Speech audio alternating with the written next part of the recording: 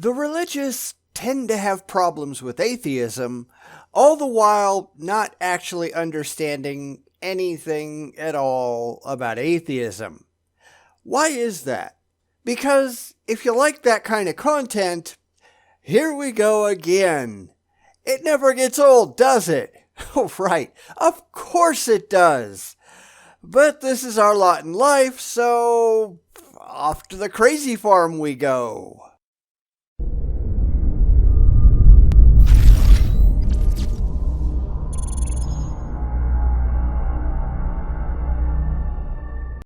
Today, we take a look at a big video by PsychonautWispy, or at least start to, because the video is a little bit longer than I'd normally go after, and as such, if I did this all in one go, I'd be putting out easily a 90-minute video response or more.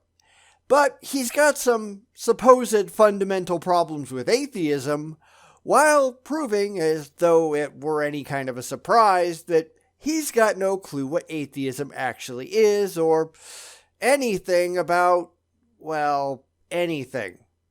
And he does it in a very meandering way, which is always a joy. So let's go see what he's up in arms about, because, yeah, here's part one of his crazy complaints. What is up, my fellow psychonauts, and welcome back. Okay, please tell me that you didn't set up your recording space like that on purpose. Please. I mean, who in their right mind would do that? You have to notice that you have a plant sitting right in front of you, right? You had to reach around it to start recording. So why don't you move the plant? I mean, I was watching this thing and my wife walked past me when I was writing it and she goes, "Why is he sitting behind a plant?" It's a good question. For today's video, I'll be talking about 5 fundamental issues that I have with atheism. And I'm going to predict, before we even get started, that you have no clue what atheism is, what any atheists might actually say, nor have you ever actually spoken to an atheist in your life. Because that's how these videos tend to go, right? Some apologist making absurd claims about atheists without stopping to figure out what any atheists actually think in the first place. So yes, I figure it's going to be another video just like that. Let's see if I'm right. Now, before I get into that, I know my opinion is going to differ from some others, and for that reason, I would encourage you all to leave your feedback, questions, and any criticisms of these ideas down in the comments section below. I would love to open the door to further dialogue on this topic, and if any of you guys want to do some sort of a Discord call or communicate in any way talking about this, I would be happy to. Maybe with your guys' consent, we can even post the discussion here on this YouTube channel and get more people involved in it. Religion and philosophy are 2 of my favorite topics to talk about. Now, in general, I am never opposed to further communication. But, as I pretty much knew would be the case before I even looked, as I'm writing this, there are 98 comments on this video, almost all of them from atheists. And how many responses has this guy made? 0. None. Nada. Zip. He's not interested. We've seen that many, many times before, haven't we? I mean, there's a perfect tool for having a back and forth conversation right there at the end of every video, and the religious, even though they say they want to talk to people, they never take advantage of it. What gives? Now, I've got a little note card here that I'll be referencing throughout the video with my 5 main points.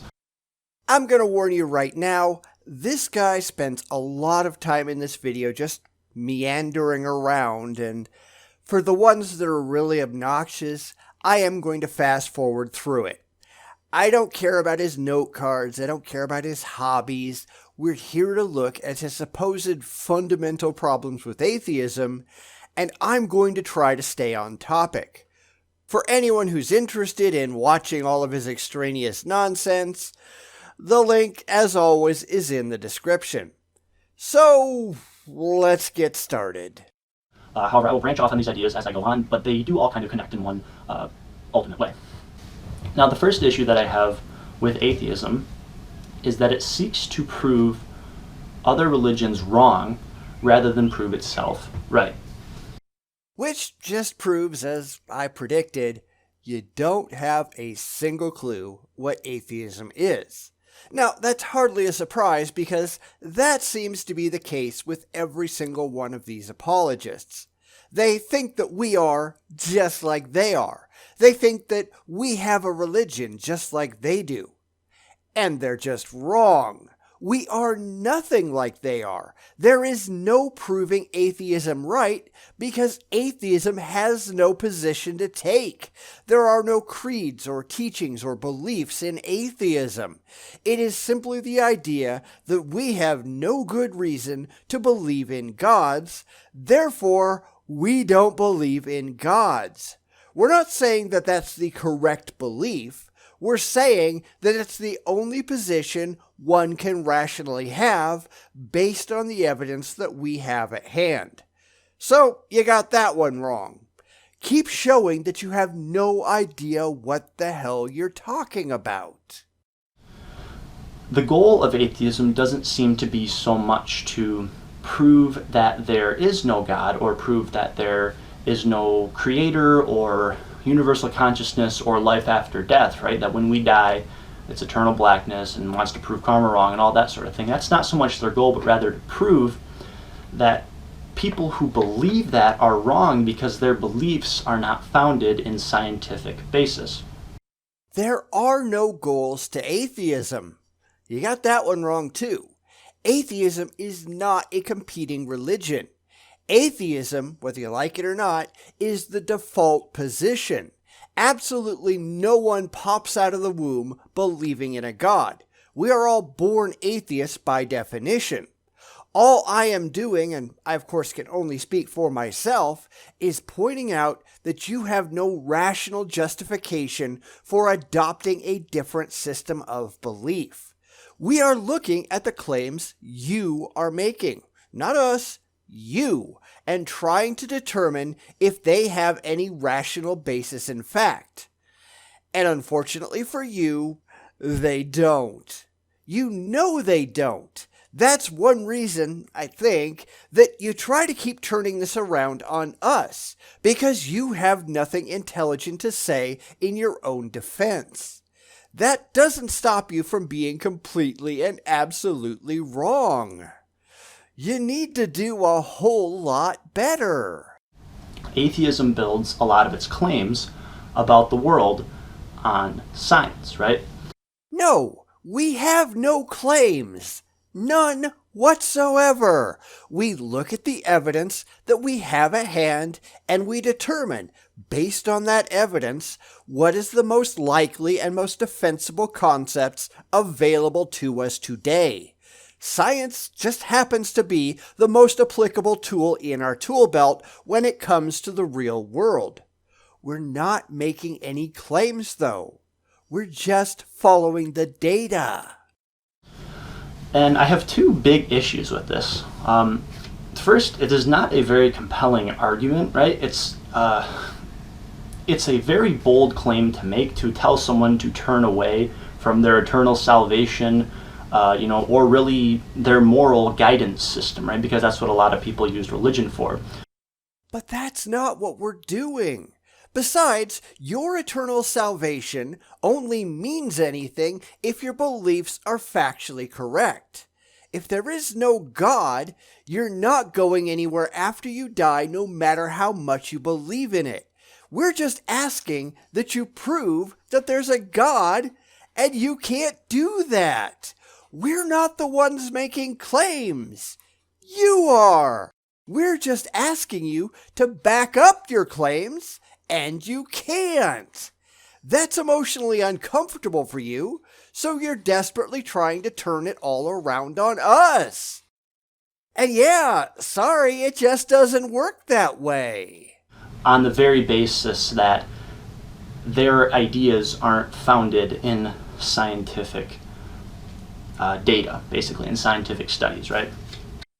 No, on the basis that their ideas are not based on reality.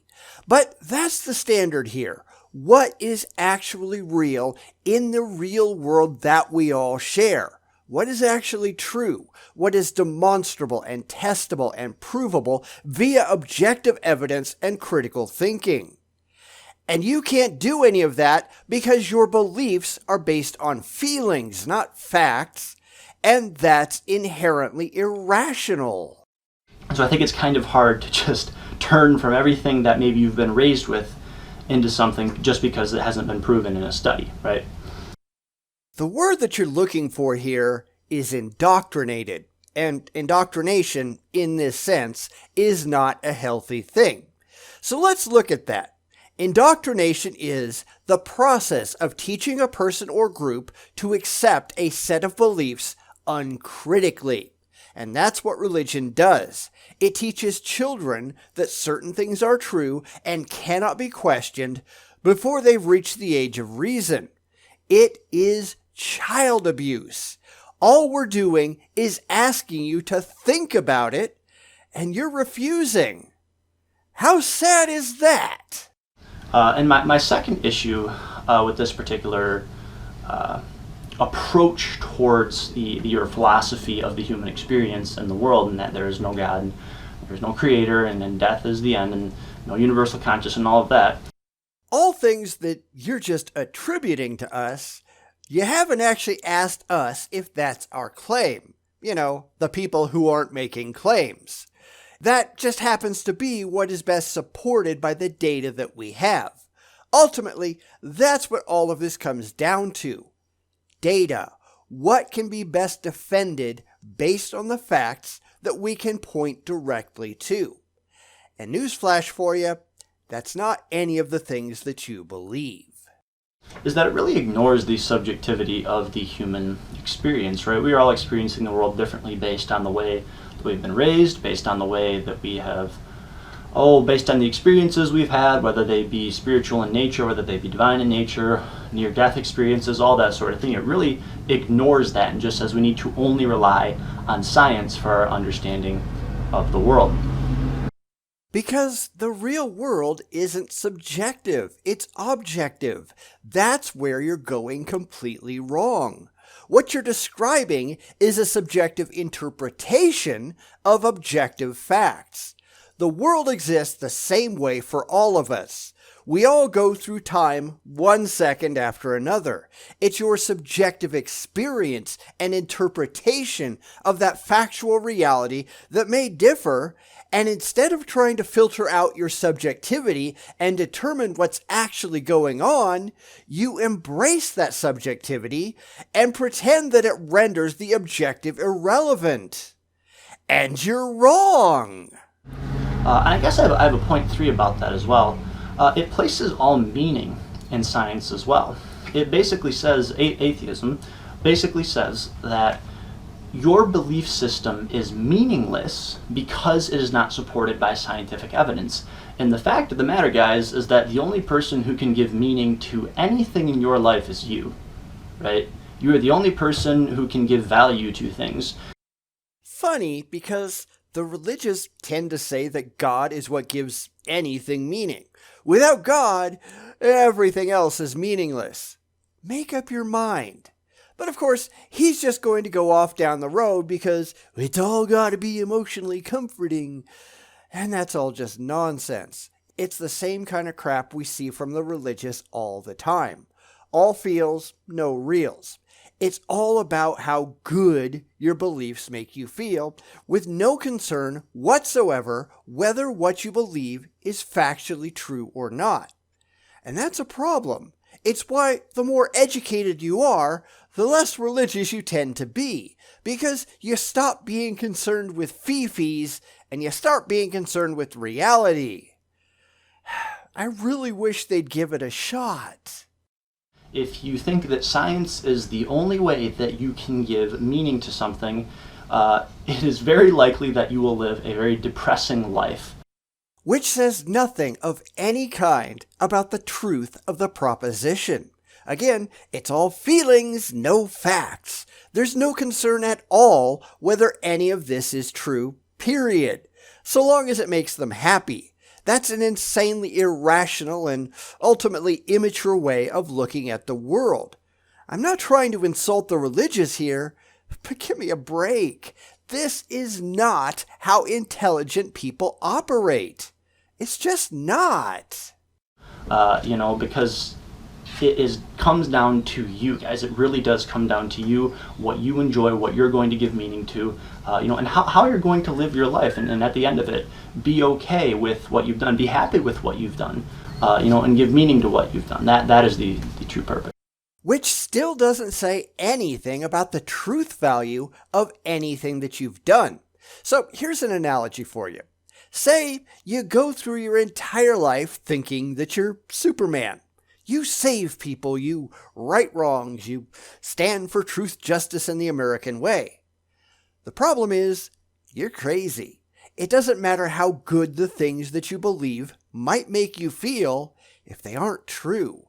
You're not actually Superman. You're just pissing people off and knocking down little old ladies as you run down the street going,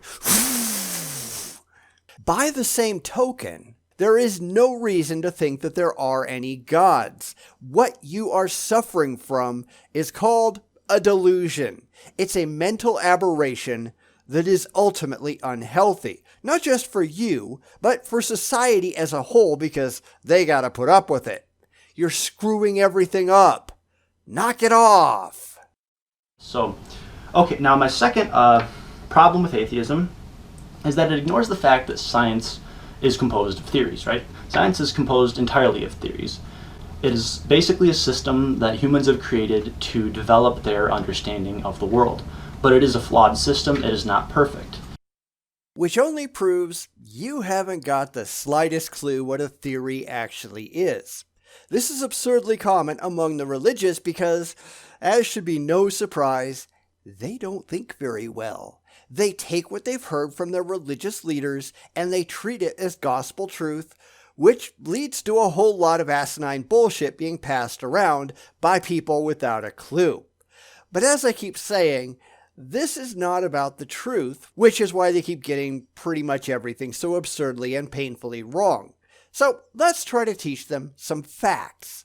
A scientific theory is a coherent group of propositions formulated to explain a group of facts or phenomena in the natural world and repeatedly confirmed.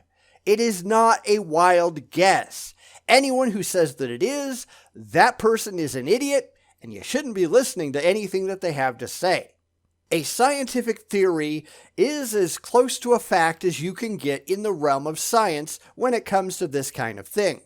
And as Stephen Jay Gould once said, they are confirmed to such a degree that it would be perverse to withhold provisional assent. Now, that doesn't mean that they can't be wrong. We learn new things all the time, and new data means new evaluations of the things that we have thought applicable because it may not be applicable anymore. That tends to make the religious uncomfortable because they're looking for universal truths that never change. But too bad. That's not reality. Please try to learn how to live in it. And the fact of the matter is that no scientific theory can be proven fully true, right? And that's a huge blind spot of atheism. They really want to rely on science, but the fact of the matter is that even if we are going to build our entire understanding of the world on this, we're going to build everything off of it, science is changing. It is not a static thing. Our understanding of the world is changing as time goes on, right? Yes, it is. Unlike religion, which is a system meant to cater to the overly emotional and not particularly smart, to make them easier to control and keep them happy and out of your hair. Given a choice between the two, I choose science. No, it's not perfect, but at least it has an internal mechanism for continually fixing its errors. Unlike religion, which not only doesn't fix its own problems, it doubles down on them. It asserts that it cannot be wrong, and any evidence to the contrary, well, that's got to be rejected as heresy because, see above. Religion cannot be wrong.